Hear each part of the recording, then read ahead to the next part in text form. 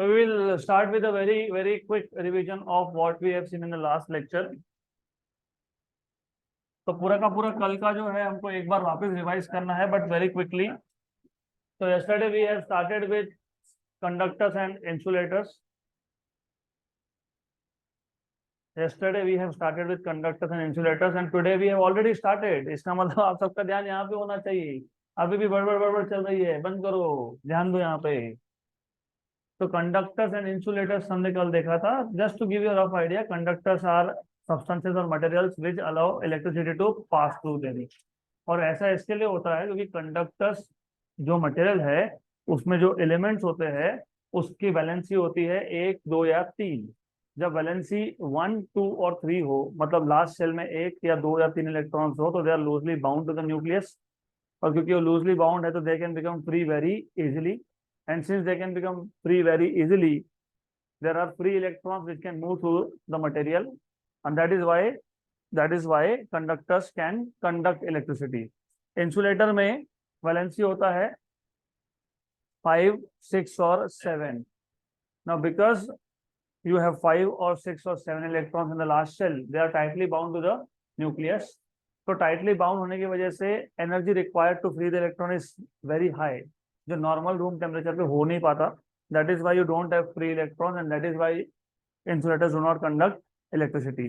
फिर हमने देखा था properties of conductors under electrostatic condition. Property number 1, all the charge lie on the surface of conductor, which means inside the conductor there is no charge. Property number 2, it also means the electric field inside the conductor is 0. Property number 3, the potential at the surface, मतलब anywhere within or at the surface of a conductor is same, it is constant. Property number 4, 5 property थी ना, याद होनी चाहिए. Surface charge density may or may not be uniform. Property number 5, electric field just outside the conductor is perpendicular to the surface of conductor. मैंने sequentially नहीं बताया, लेकिन ये 5 प्रॉपर्टीज थे. इसके बाद हमने देखा था free charges and bound charges. तो ये जो इलेक्ट्रॉन्स होते हैं जो अपना वैलेंस शेल छोड़ के फ्री हो जाते हैं उसको आप बोलते हो फ्री चार्जेस. और इलेक्ट्रॉन गया तो overall atom is electrically neutral, मतलब नंबर ऑफ इलेक्ट्रॉन्स मतलब चार्ज, नेगेटिव चार्ज, और नंबर ऑफ प्रोटॉन्स मतलब positive charge, it is in equal amounts. Total number of protons in an atom is equal to total number of electrons, right? Total number of protons in an atom is equal to total number of electrons. तो इसलिए atom होता है electrically neutral. लेकिन अगर एक electron गया तो ज्यादा चार्ज कौन सा हो गया? प्रोटॉन, मतलब पॉजिटिव चार्ज. अब इमेजिन करो एक एटम था, उसमें से एक इलेक्ट्रॉन गया तो बाकी सब तो रह गया ना. क्या क्या रह गया? न्यूक्लियस और बाकी के इलेक्ट्रॉन्स. लेकिन ओवरऑल चार्ज क्या है? पॉजिटिव. इसको क्या बोलते हो? Positive ion. तो अब कंडक्टर में होता ऐसा है, in conductor what you have is, आपके पास कंडक्टर में एक तो होते हैं free electrons. Of course free electrons और free, they can move anywhere. और बाकी होता है positive ion. Now this positive ion they are so bulky, bulky मतलब हेवी. ये हेवी होने की वजह से they can not go from one point to another. इसको बोलते हो बाउंड चार्जेस. क्या बोलते हो इसको? Bound charges. तो पहले आपको ये क्लियर आइडिया होना चाहिए what are bound charges and what are free charges. इसके बाद हमने स्टार्ट किया था dielectric and polarisation. Dielectrics are nothing but insulators which can be used to store electrical energy. अब इंसुलेटर नॉन कंडक्टिंग है, लेकिन नॉन कंडक्टर में भी हम लोग इलेक्ट्रिकल एनर्जी स्टोर कर पाते हैं. तो ऐसा क्यों होता है? तो ओवरऑल मैंने अभी बताया, ओवरऑल एटम क्या है? न्यूट्रल है. जितना पॉजिटिव चार्ज उतना ही नेगेटिव चार्ज. तो फिलहाल मैं एक एटम से स्टार्ट करता हूं, फिर मैं ये कॉन्सेप्ट को मॉलिक्यूल्स तक लेके जाऊंगा. तो you know inside a nucleus you have large number of protons, और सारे प्रोटॉन्स का सेंटर ऑफ मास मतलब centre of positive charge, correct. Then you have electrons which are negatively charge. सारे इलेक्ट्रॉन्स का सेंटर ऑफ मास मतलब centre of negative charge. Normally centre of positive charge and centre of negative charge is at the same point normally. तो insulator में भी ऐसा ही होता है। Insulator जो भी मॉलिक्यूल होगा या जो भी एटम होगा इंसुलेटर का, उसमें centre of mass of positive charge and centre of mass of negative charge they lie exactly at the same point. But जैसे ही आप इसको एक्सटर्नल फील्ड में रखते हो, एक्सटर्नल यूनिफॉर्म इलेक्ट्रिक फील्ड में रखते हो, when you keep this in external uniform electric field, तो पॉजिटिव और नेगेटिव चार्ज का अपोजिट डायरेक्शन में होता है डिस्प्लेसमेंट। तो पॉजिटिव चार्ज का सेंटर और नेगेटिव चार्ज का centre they get displaced in opposite direction. और यू शुड रिमेंबर, जितना पॉजिटिव चार्ज था उतना का उतना नेगेटिव है। तो ये सिचुएशन कैसा बन गया, डायपोल जैसा। और जहां जहां पे डायपोल हो वहां वहां पे डायपोल मोमेंट होता है, इलेक्ट्रिक डायपोल मोमेंट, जिसको आप डिनोट करते हो पी से, और उसका फॉर्मूला भी याद होना चाहिए, क्यू इंटू 2L। जहां जहां पे डायपोल मोमेंट होता है वहां वहां पे एनर्जी स्टोर हो सकता है, क्योंकि हमको ऑलरेडी पता है पोटेंशियल एनर्जी मतलब work done is PE cos of theta. वो सब छोड़ दो, आई डोंट केयर, वो नंबर है, लेकिन it depends on dipole moment. तो जैसे ही चार्जेस का सेपरेशन होना स्टार्ट हुआ, मतलब डायपोल मोमेंट इंड्यूस हुआ, तो वहां पे इलेक्ट्रिकल एनर्जी स्टोर होने लग गया, करेक्ट।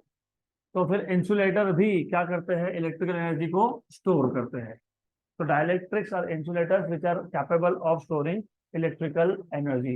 ये क्यों हुआ, because when you keep any substance, any मतलब even dielectric, in an external electric field, positive and negative charges get displaced in opposite direction, thus developing a net dipole moment, right?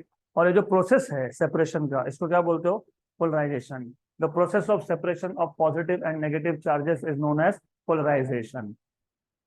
यहाँ तक clear. तो हमने देखा था कि dielectric भी दो टाइप के हैं, एक है पोलर डाइलेक्ट्रिक, एक है नॉन पोलर डाइलेक्ट्रिक।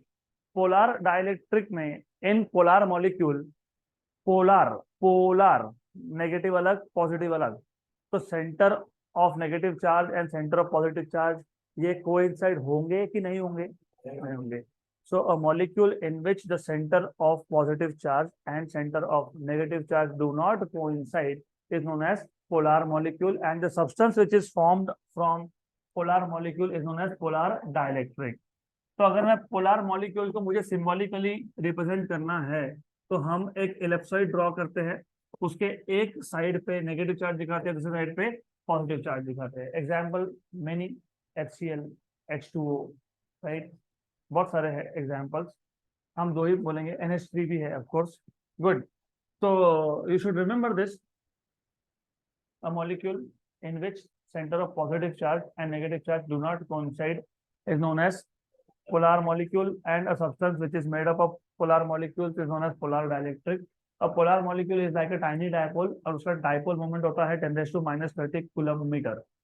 ये रफ वैल्यूज क्यों पता होने चाहिए, एग्जाम में क्वेश्चन आ गया तो तुम सॉल्व कर रहे हो, बाद में समझा कि अरे एक ही आंसर था 10⁻30 के आसपास, बाकी सब आंसर 10⁻+15 +20, प्लस में तो आता नहीं है, it has a very small value. तो अगर याद है तो अच्छी बात है, गुड। ये जहां तक राइट। फिर हमने देखा था non polar. Non polar molecule is a molecule in which center of positive charge and center of negative charge coincide। तो इंट्रिंसिकली इसके पास डायपोल मोमेंट नहीं है, क्योंकि पॉजिटिव और नेगेटिव चार्ज सेपरेटेड नहीं है। A substance which is made up of non-polar molecules is known as non-polar dielectric। Good. Example H2N2O2 CO2। अभी H2N2O2 type के सारे, और लॉजिकली भी सोचोगे तो देखो क्या है, साइंस में ना, साइंस में सोचना बहुत इंपॉर्टेंट है। थिंक H2N2O2 ये सारे टाइप के नॉन पोलर क्यों बन रहे हैं, थिंक थिंक। सपोज मैंने एक एटम ले लिया, लेट अस से this is, for example this is oxygen atom. Oxygen में न्यूक्लियस के अंदर कितने प्रोटॉन्स होते हैं, एक। तो उन सबका चार्ज, पॉजिटिव चार्ज का सेंटर कहाँ आएगा, सेंटर ऑफ एटम।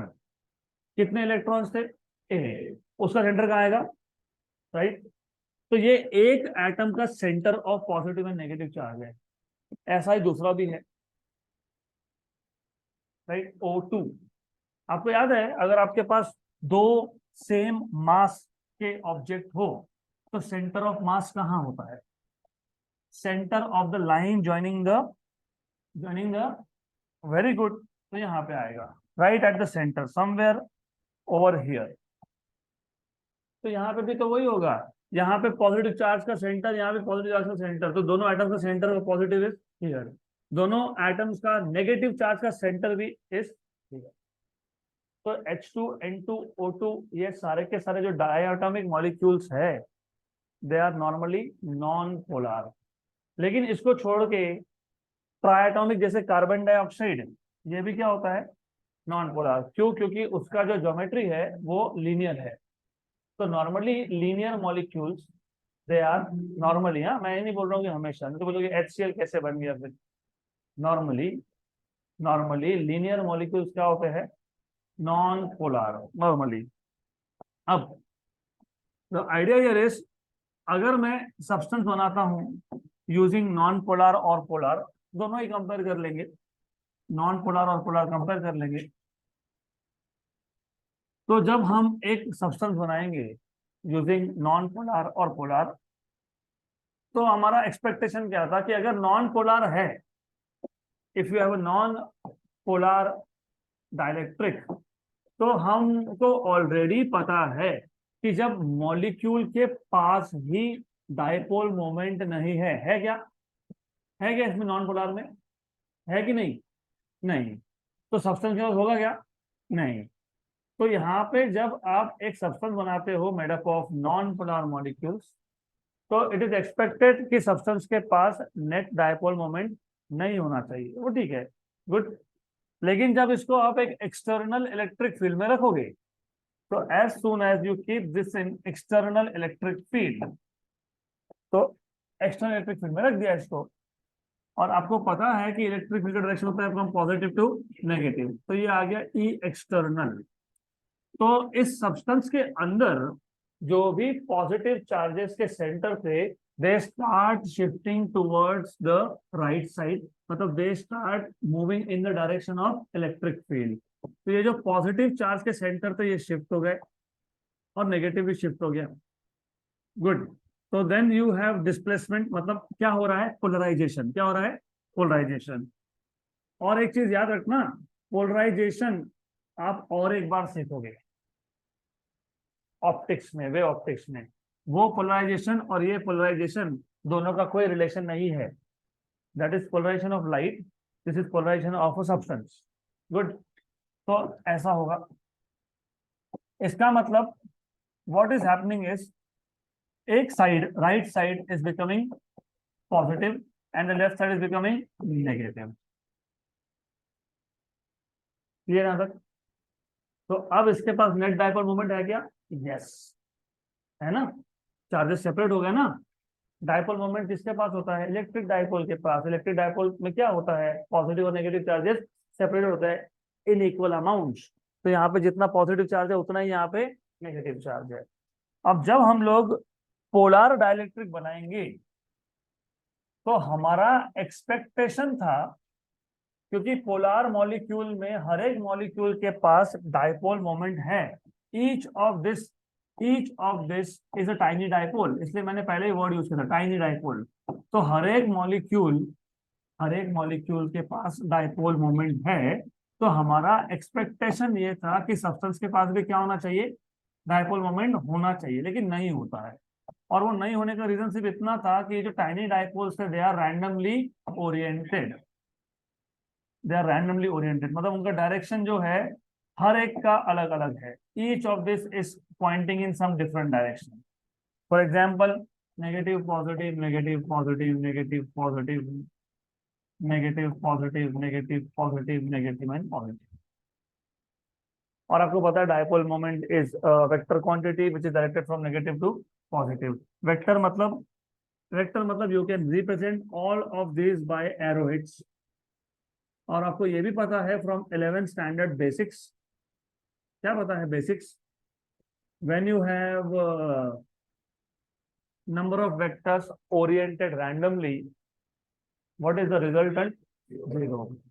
तो इवन दो हम एक्सपेक्ट कर रहे थे कि ये जो पोलर डाइलेक्ट्रिक है इसके पास डाइलेक्ट्रिक, पोलर डाइलेक्ट्रिक के पास क्या होना चाहिए, डाइपोल मोमेंट, लेकिन डाइपोल मोमेंट है क्या इसके पास, नहीं है। तो अगर मैं इसको अब एक एक्सटर्नल इलेक्ट्रिक फील्ड में रख देता हूं, now if I place this in an external electric field, so what will happen is external electric field में रखने की वजह से, और वापस of course you should know direction of electric field, पता ही है आपको, positive to negative. So now if I place this polar dielectric, और वर्ड्स के साथ थोड़ा केयरफुल क्योंकि कंफ्यूजन बहुत होता है, polar non polar, polar non polar, ये कौन सा है, पोलर है कि नॉन पोलर है, पोलर। तो ये आपने रख दिया इसको एक्सटर्नल फील्ड में। तो एक्सटर्नल फील्ड में रखने की वजह से ये होगा कि जितने भी क्या है, ये टाइनी डायपोल्स, ये क्या करने वाले हैं, खुद को ओरिएंट करने वाले हैं, अलाइन करने वाले हैं इन the direction of external field. पहले रैंडमली ओरिएंटेड थे, लेकिन अब वैसा होगा नहीं, they will align themselves in the direction of external electric field. और उसकी वजह से वापस से ये हुआ कि जो राइट साइड का सरफेस था वो हो गया पॉजिटिवली चार्ज और लेफ्ट साइड का हो गया नेगेटिवली चार्ज। गुड। तो पोलराइजेशन हो गया वहां पे। अब यहाँ पे डाइपोल मोमेंट है क्या, यस। तो will this be able to store energy, yes. Good. In both the cases you should remember we define something called as polarisation, जो मैंने कल नहीं बताया था तो मैं अभी बता रहा हूँ। थोड़ा लॉजिकली सोचो, polarisation is the separation of charges, मतलब एक सरफेस पॉजिटिव बनने वाला है, एक सरफेस नेगेटिव बनने वाला है। थिंक अगर मैंने एक्सटर्नल इलेक्ट्रिक फील्ड वीक लगाया होता, वीक पता है ना, वीक, व्हाट इज वीक, अब बोलना मत जो हम फिजिक्स में है, हो ना फिजिक्स में वीक हो, यस, नहीं है वीक, वीक मतलब लेस स्ट्रेंथ, यस।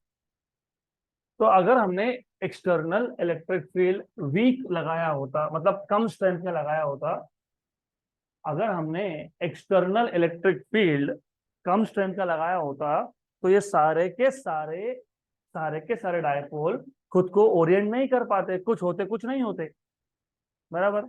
तो जैसे जैसे मैं एक्सटर्नल इलेक्ट्रिक फील्ड का स्ट्रेंथ बढ़ा रहा हूं, वैसे वैसे क्या हो रहा है, more and more number of dipoles are orienting themselves in the direction of, so do you see polarization is directly proportional to electric field। वो तो रॉकेट साइंस था, इसमें कुछ नहीं, जितना इलेक्ट्रिक फील्ड ज्यादा होगा उतने ही ज्यादा डाइपोल विल बी ओरिएंटेड, मतलब उतना ही ज्यादा चार्जेस का सेपरेशन। तो polarisation is proportional to electric field. तो जब प्रोपोर्शनलिटी, ये साइन हटाओगे तो कांस्टेंट लिखते हो, इधर इसको बोलते हो काय, क्या ये काय, राइट, काय नहीं काय, नॉट दिस काय, काय, राइट।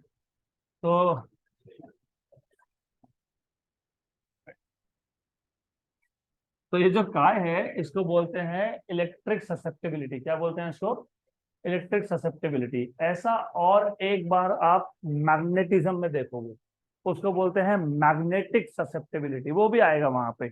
और ये दोनों कॉन्सेप्ट बहुत रिलेटेड है। तो इलेक्ट्रिक ससेप्टिबिलिटी और magnetic susceptibility both are more और less same concept. So how will you define electric susceptibility? It is the ratio of polarization to that of electric field. Good. वहां पे भी ऐसा कुछ आएगा। इसका और एक अल्टरनेट डेफिनेशन होता है, polarization is defined as net electric dipole moment per unit volume. What is electric susceptibility? Net electric dipole moment per unit volume. Net electric dipole moment per unit volume. वैसे ही magnetic susceptibility आएगा, it will be the net magnetic dipole moment per unit volume. अब इसका मतलब क्या है, what is the meaning of unit volume, volume equal to 1 metre cube. जब आप सब्सटेंस देखोगे, अगर मैं इस सब्सटेंस में एक यूनिट वॉल्यूम इमेजिन कर लेता हूं, इमेजिन ये एक यूनिट वॉल्यूम है, तो इस यूनिट वॉल्यूम के अंदर नेट डायपोल मोमेंट कितना है, उसको बोलते हो ससेप्टिबिलिटी। हो सकता है ना कि ये जो सब्सटेंस है इसका टोटल वॉल्यूम 10 मीटर क्यूब हो सकता है टोटल डायपोल मोमेंट 1000 हो। तो व्हाट इज पर मीटर क्यूब?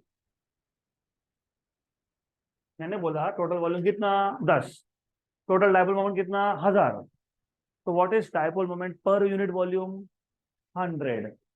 तो dipole moment per unit volume को क्या बोलते हो? Susceptibility.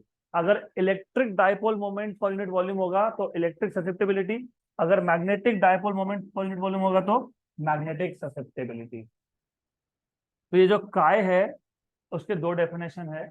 It is the ratio of polarization to that of electric field intensity, और it can also be defined as net electric dipole moment per unit volume. यहाँ तक clear? Good, पक्का। इसके बाद हमने देखा था कि दोनों केसेस में जब हमने या नॉन पोलर डाइलेक्ट्रिक को या पोलर डाइलेक्ट्रिक को एक्सटर्नल इलेक्ट्रिक फील्ड में रखा तो inside the dielectric electric field क्या हो गया? Reduce.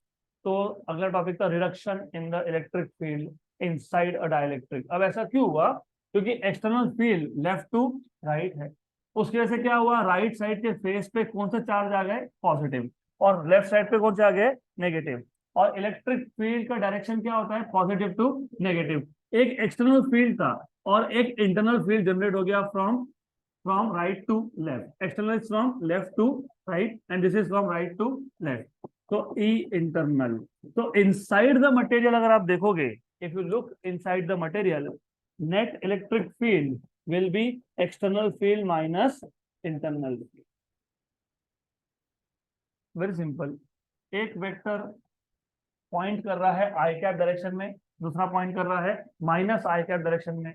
For example external field is 10 i cap and internal field is minus 8 i cap. तो व्हाट इज रिजल्टेंट? बस वैसा ही है, because external and internal fields are oppositely directed, hence there will be reduction in the electric field inside the material.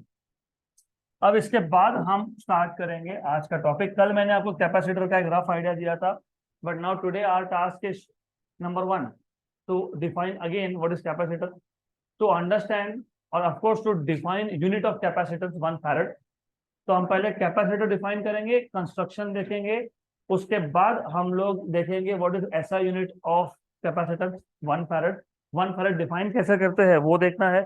उसके बाद हमको देखना है what is the principal of capacitor, क्योंकि तुमने कल बोला था कि कैपेसिटर कहाँ यूज करते हो? टू स्टोर इलेक्ट्रिकल एनर्जी और electric charge.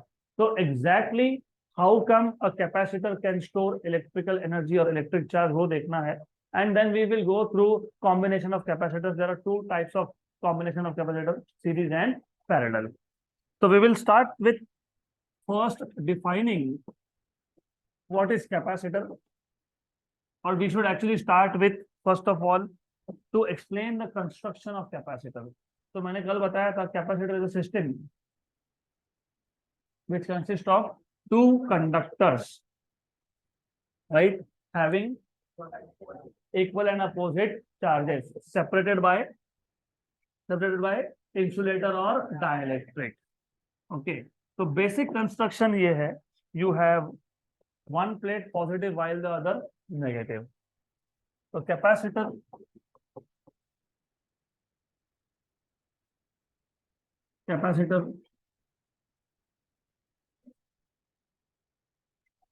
is a system of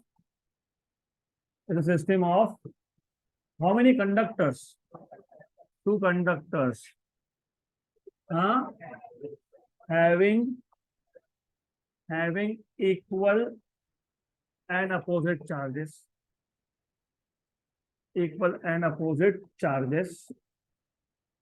separated by an insulator or dielectric.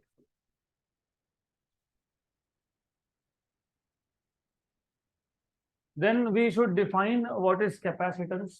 अब कैपेसिटेंस के दो डेफिनेशन है, एक तो थियोरेटिकल।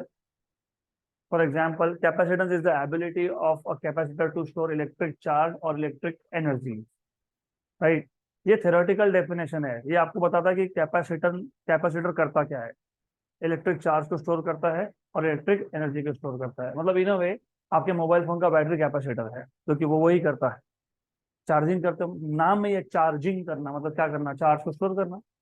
Good, right. लेकिन सिर्फ थ्योरेटिकल डेफिनेशन चलेगा नहीं, आपको फॉर्मूला लगेगा। फॉर्मूला क्यों चाहिए? अभी आप जब मोबाइल फोन लेने जाते हो तो पूछते हो ना बैटरी का कैपेसिटी कितना है, 3000 mAh है, 4000 mAh है, 4500 है, 5000 है, 6000 है, राइट। करेक्ट। तो मैंने आपको बहुत बार बताया था, पहले भी बताया था, वापस बता देता हूँ। साइंस में ना दो वर्ड बार बार आते हैं, क्वालिटेटिव एंड क्वांटिटेटिव। क्वालिटेटिव मतलब वो क्वालिटी बताता है, जैसे मैंने अभी बोला आपको, capacitance is the ability of a capacitor to store electric charge and electric energy. ये क्वालिटी है। इसने क्वांटिटी बताया, कितना चार्ज स्टोर किया बताया, कितना एनर्जी स्टोर किया बताया नहीं। तो फिर क्वांटिटेटिव के लिए एक फॉर्मूला चाहिए तुमको, that is the alternate definition. मैं वो भी बताऊंगा one by one. So first of all, you should know, you should be able to define what is capacitance. It is the ability, it is the ability of a capacitor to store, to store electric charge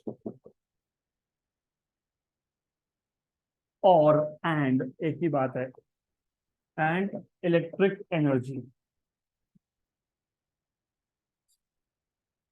It is also defined as the ratio of magnitude of charge on either of the conductor, क्योंकि दो conductor थे, either of मतलब दोनों में से किसी भी एक, लेकिन एक पे पॉजिटिव था एक पे, तो हमने क्या बोला, मैग्नीट्यूड। मैग्नीट्यूड मतलब हमेशा क्या लेते हो, positive, to that of potential difference across the two conductors.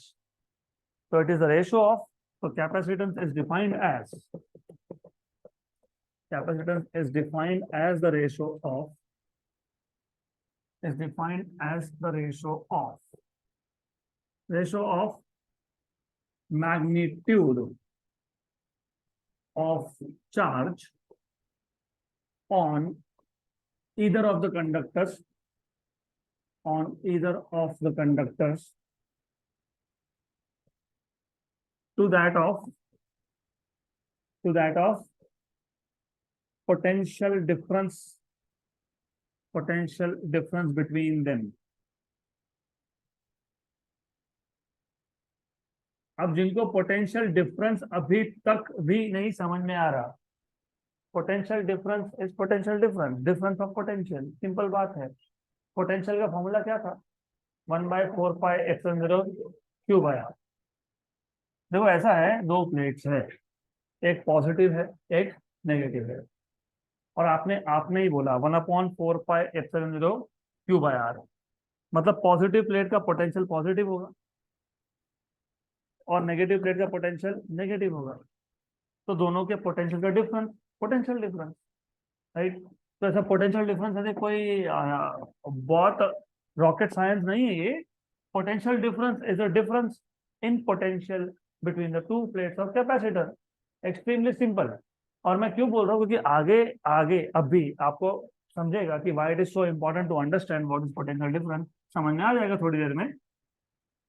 Then if you remember, जब भी हम लोग एक नया फिजिकल क्वांटिटी डिफाइन करते हैं, immediately we basically mention its SI unit.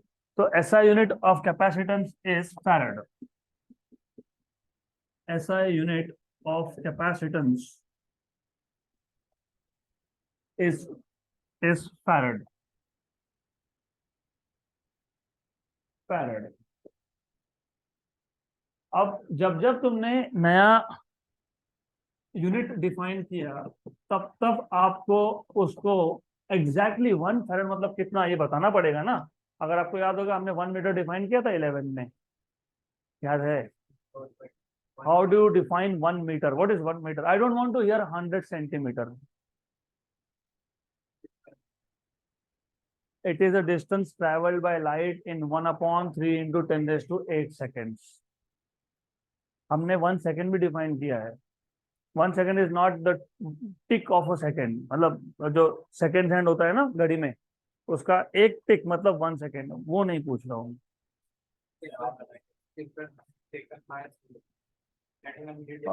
No no no no no no, पहले उसका डेफिनेशन था, बता देता हूँ। पहले पुराना, one noon to other noon was defined as 1 solar day.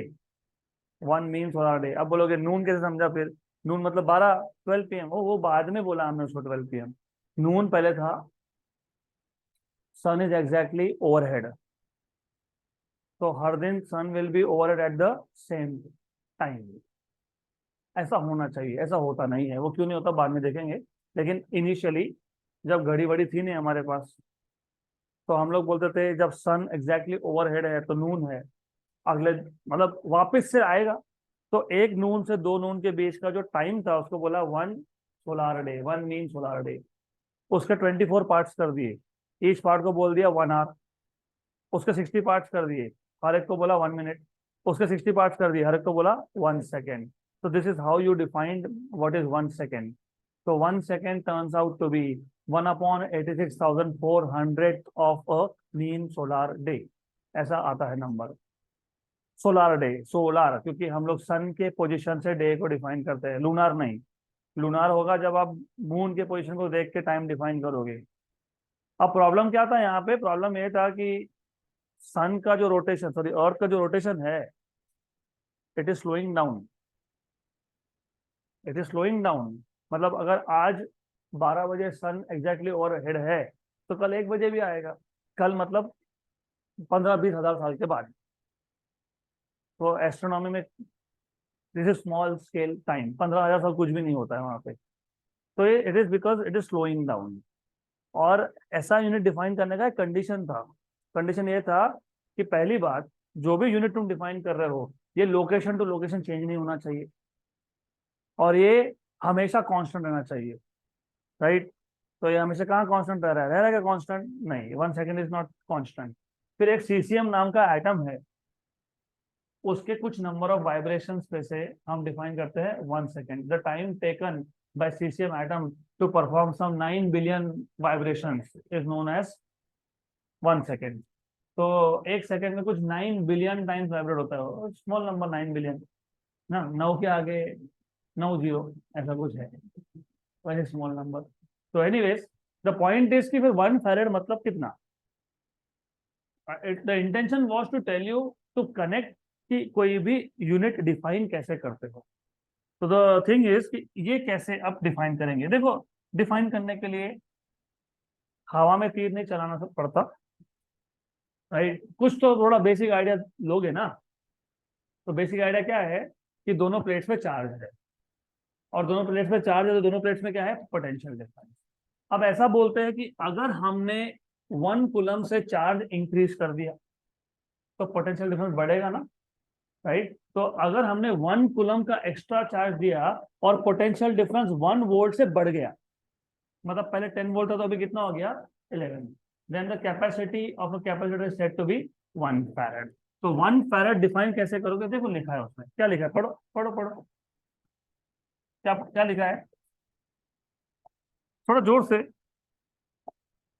क्या बोला है? The capacity, the capacity of a capacitor is said to be 1 farad if the potential difference across it rises by 1 volt when 1 coulomb of charge is given to it. So the capacity of a capacitor is said to be 1 farad if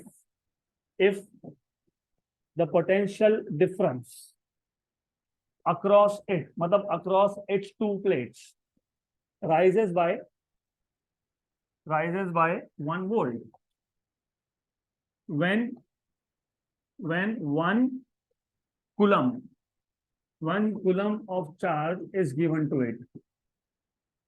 1 coulomb of charge is given to it. तो जब 1 coulomb से charge बढ़ाओगे तो potential difference कितने से बढ़ना चाहिए? 1 volt से।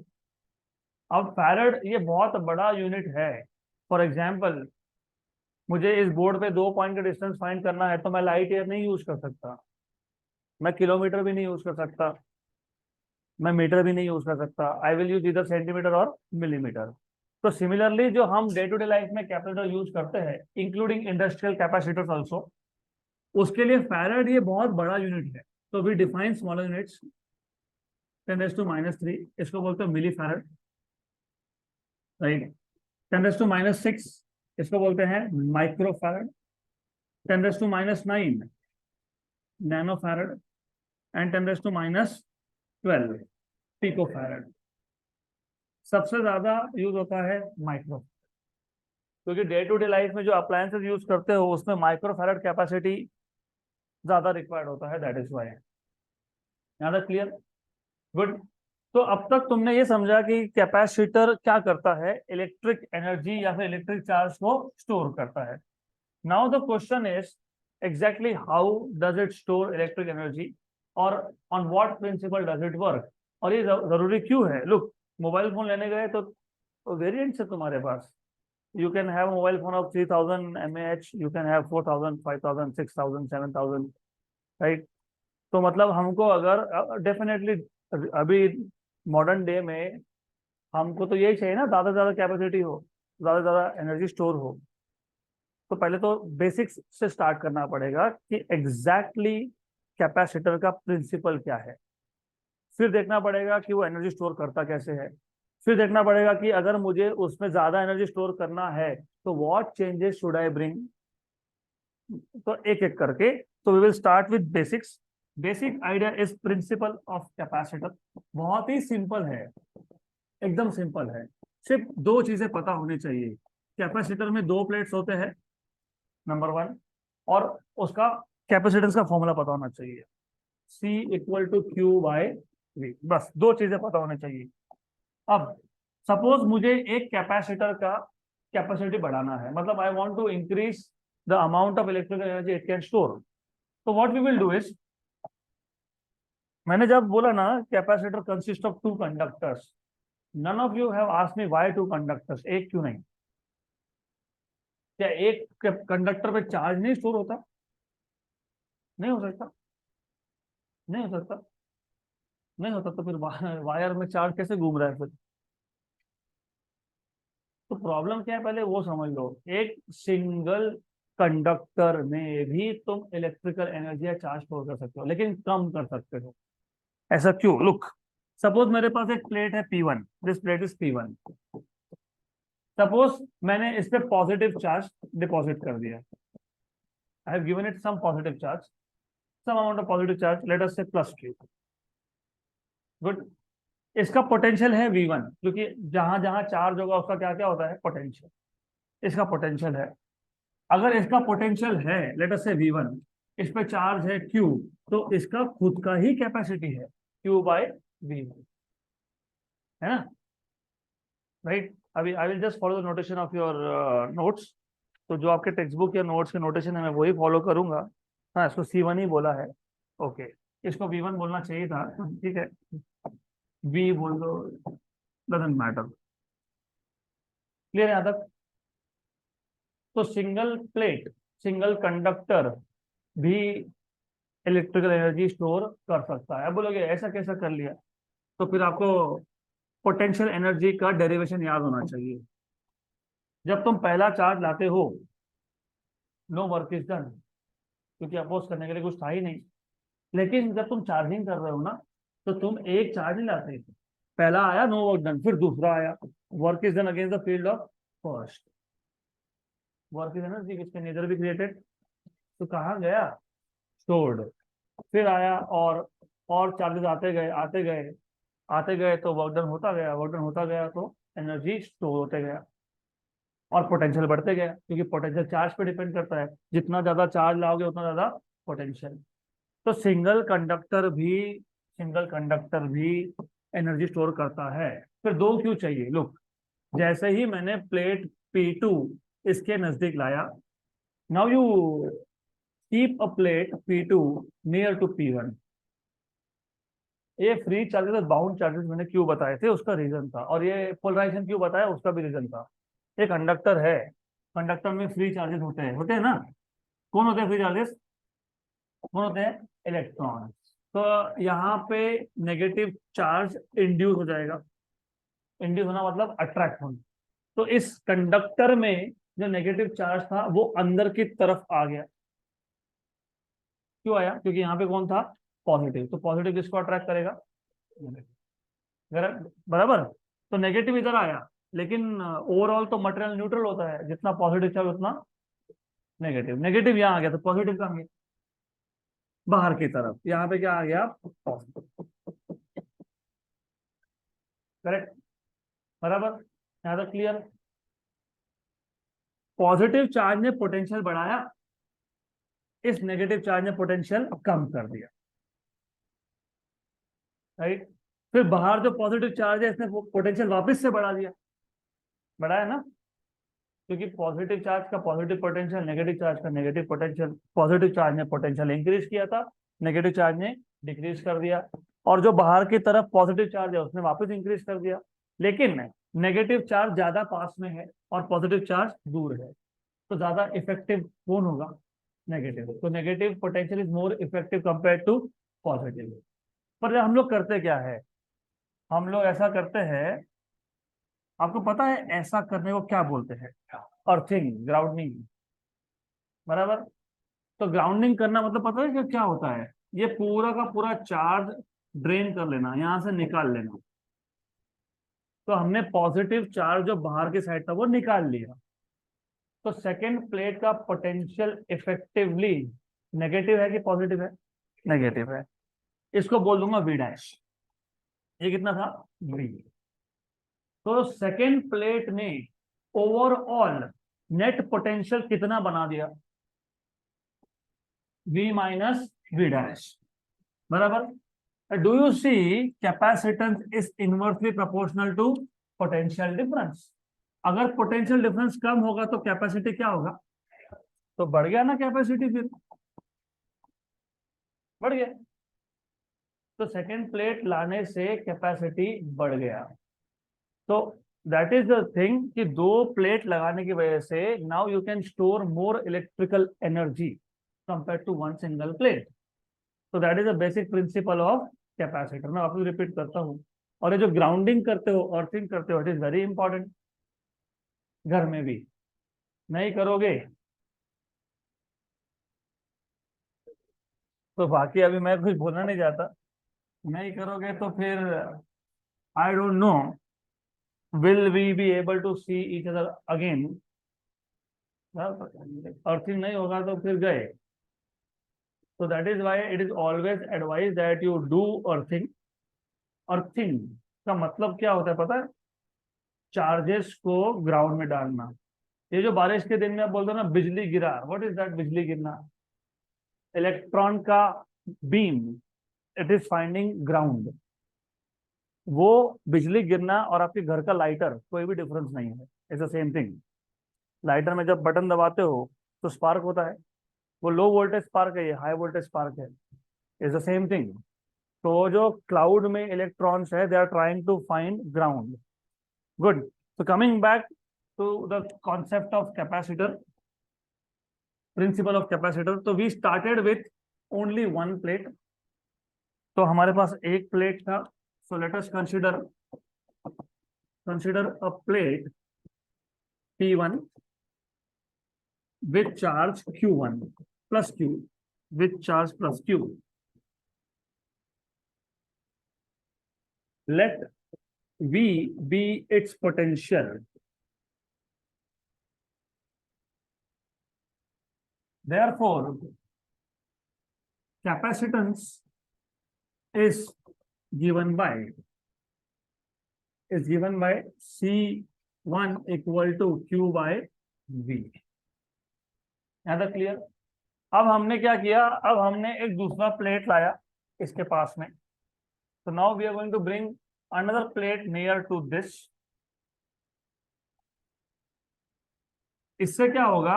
इससे नेगेटिव चार्ज इंड्यूस हो जाएंगे कहां पे? इनर सरफेस पे। और पॉजिटिव चार्ज कहाँ पे, आउटर सरफेस पे। और नेगेटिव चार्ज क्या करेगा, पोटेंशियल को कम करेगा, और पॉजिटिव चार्ज क्या करेगा, पोटेंशियल को इंक्रीज कर देगा वापस से। Good. So let another plate P2, another plate P2 is held near plate P1. Negative charges will be induced on the which surface, on the inner surface, which reduces the effective potential, क्योंकि पहले सिर्फ positive charge था तो potential सिर्फ क्या था, positive. अब negative charge आ गया तो पोटेंशियल थोड़ा सा कम होगा, क्योंकि नेगेटिव पोटेंशियल और पॉजिटिव पोटेंशियल मतलब पहले +10 था, अभी मान लो +10 -8 हो गया तो कितना हो गया, 2। तो नेगेटिव प्लेट ने पोटेंशियल क्या कर दिया, रिड्यूस किया, which reduces effective potential. And positive charge कहाँ इंड्यूस हो गए, on the outer surface, and positive charges are induced कहाँ पे, on the outer surface, which increases again, increases potential. But negative charge का पोटेंशियल ज्यादा effective है, क्यों, क्योंकि वो पास में है, और पॉजिटिव का कम है क्योंकि वो थोड़ा दूर है। वो सब मैं लिखूंगा नहीं अब, पर मैं लिखूंगा कि जब हम ग्राउंडिंग करेंगे तो positive charges are taken away by grounding, earthing करने के बाद या ग्राउंडिंग करने के बाद यहाँ पे जो पॉजिटिव चार्जेस थे ये ग्राउंडिंग कर लिया, ये जो पॉजिटिव चार्ज थे ये सबको निकाल के डाल दिया ग्राउंड में। तो ग्राउंडिंग करने के बाद ये जो सेकेंड प्लेट P2 है इसका पोटेंशियल कितना है, V डैश। ग्राउंडिंग करने के बाद, ओके, ग्राउंडिंग करने से पहले नहीं। तो positive charges taken away by grounding, let V dash be the potential of plate P2 after grounding.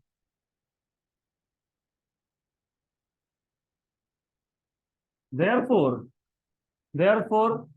capacitance now will be C equal to Q upon V minus V dash। तो हमको दिख ही रहा है, since C is inversely proportional to V और potential कम हो तो capacity बढ़ गया, therefore capacity now is more compared to single plate। हो गया, that is the principle of capacitance। Very simple and interesting of course. तो बेसिक तो ये है, अब बाद में देखेंगे कि धीरे धीरे और क्या चेंजेस करेंगे टू इंक्रीज कैपेसिटी, आएगा आगे, वो इतना सफिशिएंट नहीं है। एंड इफ यू रिमेम्बर, दोनों में से एक वहां से उठो, फ्रॉम 2 ऑफ यू, और एक यहाँ पे शिफ्ट हो जाओ। I am doing nothing, polarization, displace, थोड़ा यहाँ हो जाओ आप भी। देखो मार्क्स आपके जाएंगे, मुझे तो मेरा फीस मिल गया, लेकिन आपको मार्क्स नहीं मिलेंगे तो I will not feel good. तो थोड़ा ध्यान दो, बेसिक क्वेश्चंस आते हैं थ्योरी के बहुत सारे। नाउ द थिंग इज, ये इतना कैपेसिटी भी पूरा नहीं होता है, तो we have to bring more changes. वो कैसे, वो बाद में देखेंगे, लेकिन पहले we will talk about combination of capacitors.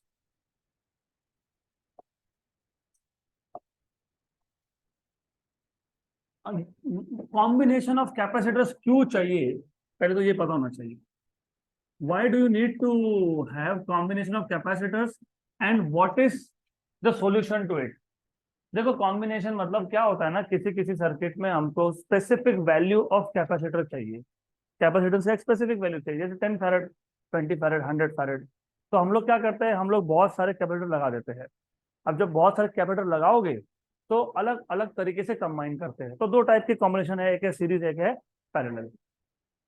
लेकिन ये भी पॉसिबल है कि वो जो कॉम्बिनेशन था उन सारे कैपेसिटर को निकाल दिया और वहां पे सिंगल लगा दिया। उसको बोलते हो इक्विवेलेंट कैपेसिटेंस। क्या बोलते हैं उसको? इक्विवेलेंट या तो single capacitor. So the idea is in some circuit you may have combination of capacitors and we may want to take out all that capacitor and put a single capacitor and that single capacitor is known as equivalent। ऐसा क्यों करना है? Primarily दो तीन reason होते हैं उसके। Number one, जब एक सिंगल कैपेसिटर वो काम कर देगा तो हम लोग 10 कैपेसिटर क्यों डालेंगे? Number two, cost effective. तुम 10 कैपेसिटर लगाओगे और एक लगाओगे तो डेफिनेटली कम कॉस्टिंग किस में है? एक में। Number three, space requirement. ज्यादा capacitor will need more space, बराबर, राइट। तो ये तीन चार एडवांटेजेस है where in a circuit if you have combination of capacitors you may want to remove all the capacitors and put a single capacitor, right। तो ये सारे capacitor निकाल के एक सिंगल कैसे लगाना है और क्या वैल्यू का लगाना है वो समझने के लिए पहले हमको पता होना चाहिए कि दो कौन से कॉम्बिनेशन है। एक है सीरीज कॉम्बिनेशन और दूसरा है parallel combination. So I'll start with asking you a question. What do you understand by series combination? How will you define series combination of capacitors?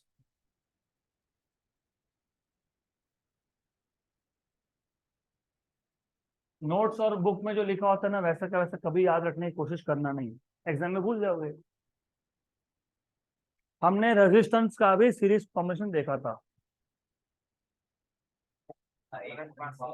When two resistors are connected in such a way that only one point is common between the two resistors, then it is said to be in series। वो series register का combination था, ये capacitor का है। अब capacitor के series combination को define कैसे करेंगे? इजी है, वेरी इजी टास्क। देखो ऐसा है,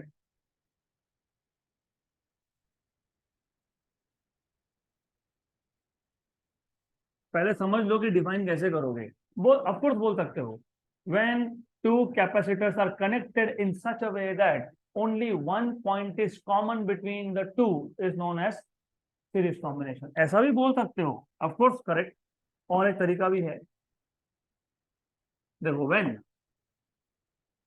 ये आपके पास पहला कैपेसिटर है C1, ये दूसरा है C2, ये तीसरा है C3। ये पहले कैपेसिटर का पहला प्लेट, ये दूसरा प्लेट, ये दूसरे का पहला प्लेट, ये दूसरा प्लेट, ये तीसरे का पहला प्लेट, ये दूसरा प्लेट। तो when capacitors are connected in such a way that second plate of first capacitor is connected to first plate of second plate of second capacitor is connected to first plate of third and so on, ऐसा चलता जाएगा। Then such a combination is said to be series combination, right? Good। तो दिमाग में ये fit कर लो, physics is the most simple subject, कुछ है ही नहीं। दिख रहा है ना, दिख रहा है, क्या दिख रहा है? कैपेसिटर दिख रहे हैं और क्या दिख रहा है? दोनों प्लेट्स। हर किस पर कितना प्लेट्स है? दो दो दो दो दो। पहले का सेकंड प्लेट कहाँ कनेक्ट किया? सेकंड कैपेसिटर के फर्स्ट प्लेट के साथ। सेकंड प्लेट का सेकंड कैपेसिटर का सेकंड प्लेट कहाँ कनेक्ट किया? हो गया। When capacitors are connected in such a way that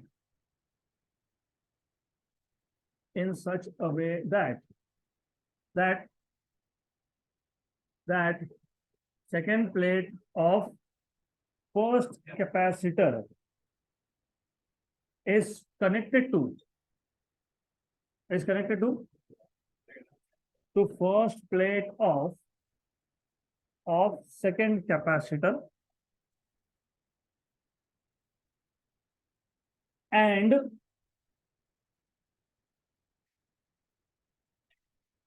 second plate of second capacitor is connected to first of third. इतना कौन लिखेगा? And so on. Done. Then the combination is said to be series. Then they are said to be in series. Then they are said to be in series. Said to be in series. याद कैसे रखना होता है मैं वो बताऊंगा आपको, don't worry, अभी तो स्टार्ट ही हुआ है, स्टार्ट हुआ है। ये पहले टाइप का डेफिनेशन है, और दो तरीके से डिफाइन कर सकते हो, बताता हूँ। देखो अब क्या हुआ, हमने क्या किया, हमने यहाँ पे एक बैटरी कनेक्ट कर दी, पोटेंशियल डिफरेंस लगाना मतलब बैटरी कनेक्ट करना, हमने कनेक्ट कर दिया बैटरी,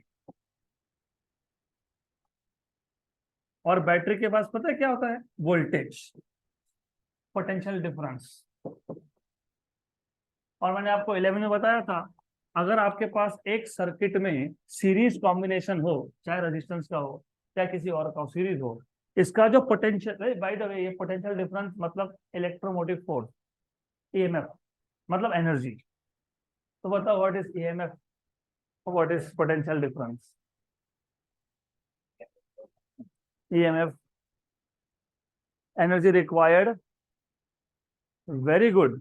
अगर हमारे पास एक बैटरी है और एक रेजिस्टेंस है, तो बेसिकली अगर यूनिट पॉजिटिव चार्ज को एक बार पूरा लूप कंप्लीट करवा के लाना है तो एनर्जी लगेगा, क्योंकि रेजिस्टेंस को ओवरकम करना पड़ेगा। Energy required to move unit positive charge once around the complete circuit. Complete क्यों बोला? क्योंकि एक्सटर्नल रेजिस्टेंस भी था, और जिस मटेरियल से सेल बनता है उसका खुद का भी रेजिस्टेंस होता है, तो इंटरनल रेजिस्टेंस को भी ओवरकम करना है और एक्सटर्नल को भी ओवरकम करना है। तो दोनों को ओवरकम करने में जो टोटल एनर्जी रिक्वायर्ड है उसको क्या बोलोगे? ईएमएफ। और what is potential difference? The energy required to to to to overcome और to circulate unit positive charge only through external resistance is known as potential difference or terminal potential difference, right? So in short, जो भी battery का energy है वो कौन use कर रहा है? External resistance. मतलब चार्ज को सर्कुलेट करना है तो रेजिस्टेंस को ओवरकम करना है। अगर एक की जगह पे दो रेजिस्टेंस हो तो बैटरी का एनर्जी कौन यूज कर रहा है?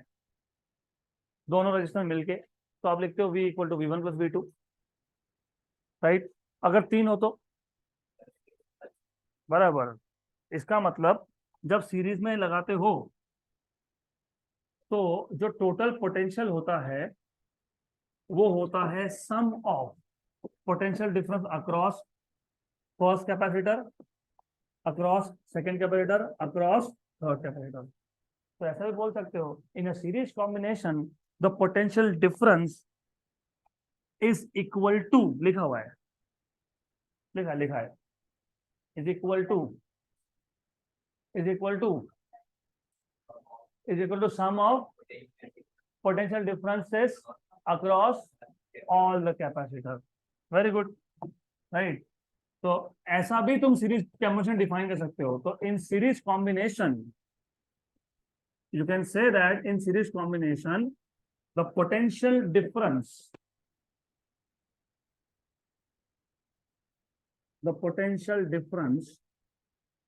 is equal to sum of, किसका sum of potential differences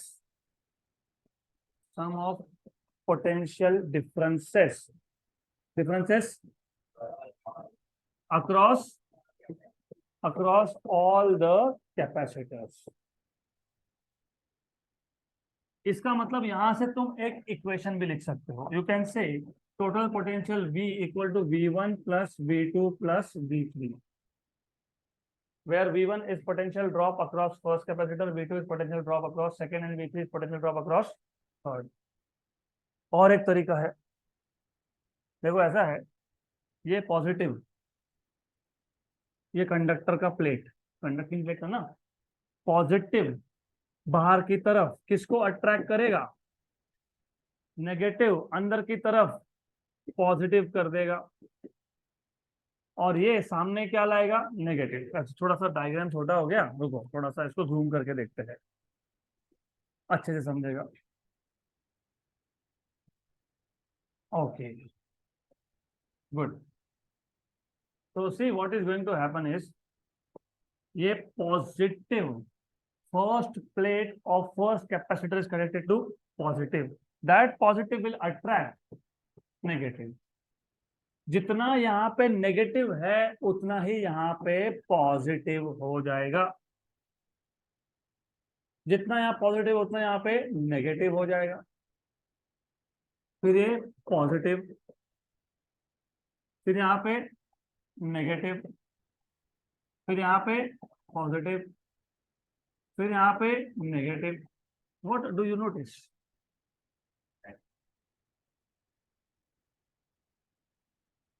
in a series combination charge on each capacitor is same, क्योंकि यहाँ पे अगर प्लस क्यू है यहाँ पे माइनस क्यू है तो यहाँ पे वापस से प्लस क्यू है, ये माइनस। तो सीरीज कॉम्बिनेशन में, in a series combination the charge on each capacitor is same, but what is not same, potential difference.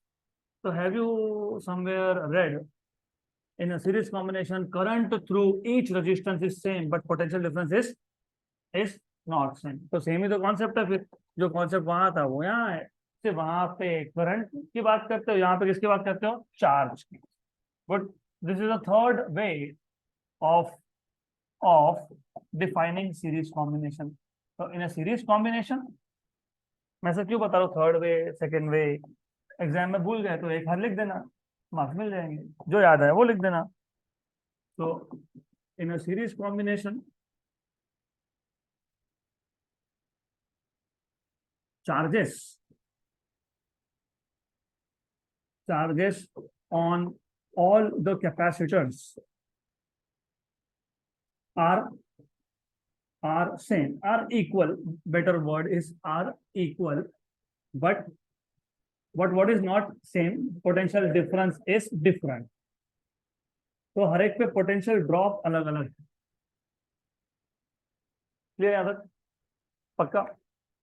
अब क्वेश्चन ये था कि मुझे ये तीनों कैपेसिटर का इक्विवेलेंट फाइंड करना है, मतलब मुझे तीन कैपेसिटर नहीं लगाना है, मुझे एक ही लगाना है। फॉर्मूला बताओ, तो फिर फॉर्मूला कैसे डिराइव करेंगे। डू यू रिमेंबर, मैंने अभी थोड़ा टाइम पहले कैपेसिटेंस डिफाइन किया था, C equal to Q by V. Okay, therefore C1 equal to Q1 upon V1, लेकिन Q1 Q2 Q3 सेम है, तुम नहीं बोला, तो क्या आएगा, Q बाय V1। C2 क्या आएगा, Q बाय V2। C3 क्या आएगा, Q बाय V3। तो यहां से V1 क्या मिलेगा, Q by C1, V2 is Q by C2 and V3 is Q by C3। Equation number 2 from 1 and 2,